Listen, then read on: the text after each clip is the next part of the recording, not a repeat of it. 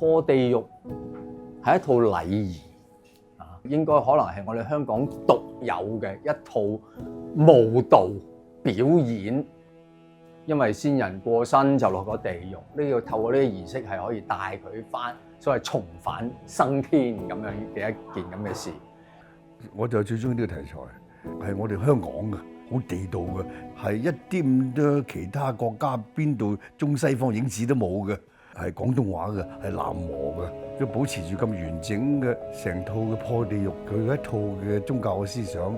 其實嗰個儀式啊，無論對生對死都係咁重要嘅。係一個好有意思嘅嘢嚟嘅，原來喺道教嚟講咧，如果打落地獄道咧，咁我哋就要做呢個破地獄嘅儀式，等個亡魂可以超升啦。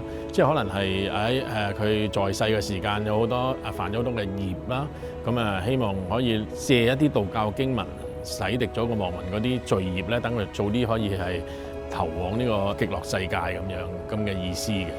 咁都係破晒9塊牙之後咧，佢哋就會捧住一個嗰個先人嘅一個神主牌啦，咁樣一個靈位咁樣嘅意思就係話，我終於揾到嗰個先人啦。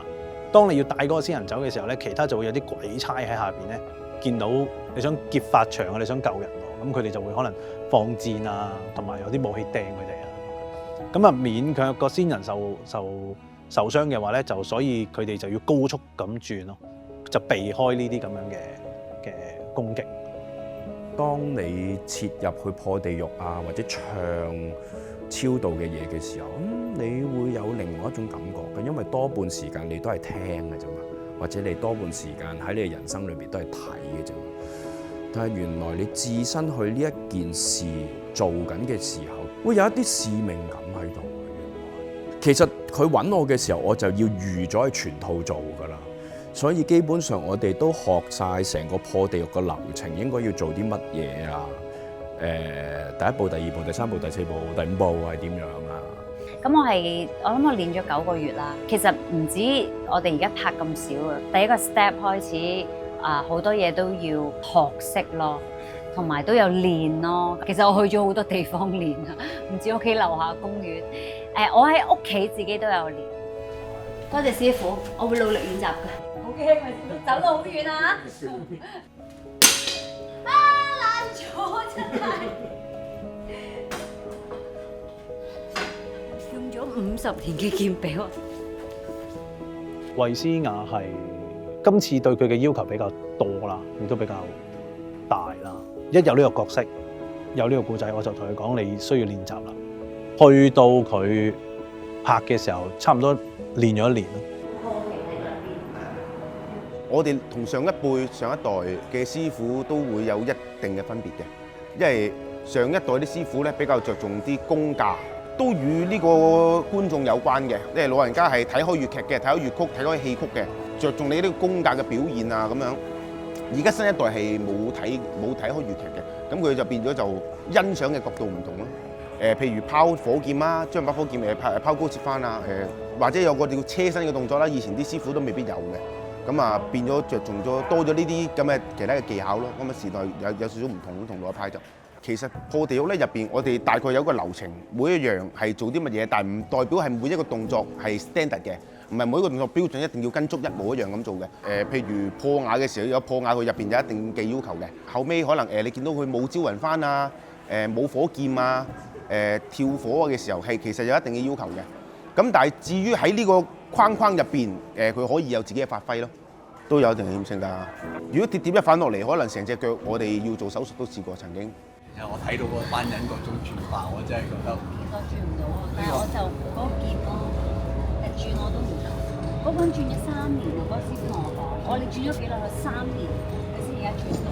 同埋我覺得根本係一個運動員先做到嘅，嗰個速度係。佢自轉加公轉喎，應該仲有幾日咋嘛？3、4日到，終於可以拍呢一場，好期待我自己都。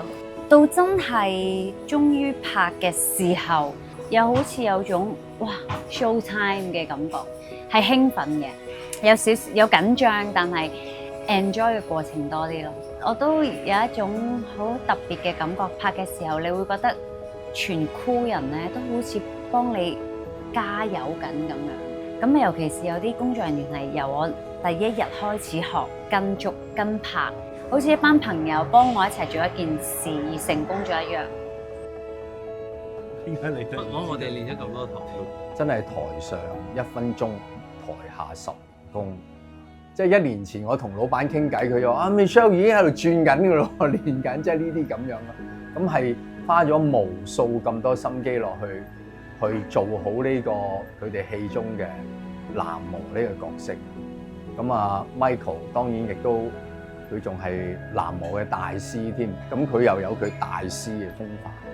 大家都知道 Michael 唔年輕，但係佢都係一個身體極好嘅人。我少攏咗啲頭髮啊！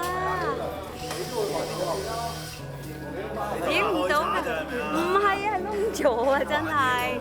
而家到我哋最大嘅嗰一場戲啦，佢形式上面有啲唔同，有啲嘢可能未必只係流於形式咯。在生嘅人相唔相信呢一件事，純粹經歷咗一個儀式啦，定係喺佢哋生命裏邊都有一個轉捩點喺度。咁講啦，好似香港嘅戲真係會講呢一個行業究竟做乜嘅。我想俾人睇到，其實呢一個行業嘅從業員佢哋背後其實佢哋究竟有幾認真，同埋佢哋究竟有幾付出咗幾多嘅努力啊！